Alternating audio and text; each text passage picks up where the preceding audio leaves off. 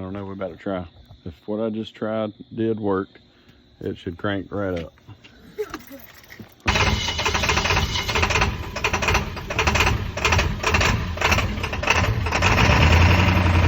It took this and an airline pressurizing the tank while you turn the key on and let the fuel pump pump. And it filled up the bowl because I had the lid off, and then it crunk up. Bingo.